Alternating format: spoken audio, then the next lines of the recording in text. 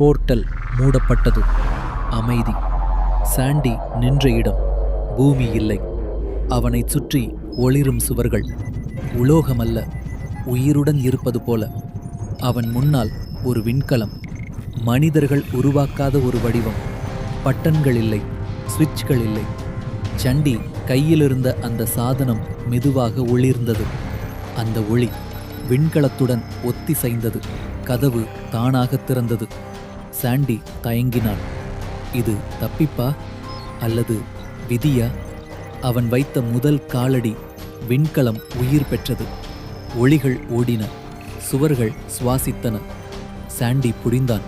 அவன் பயணி அல்ல, அவன் தேர்ந்தெடுக்கப்பட்டவன்.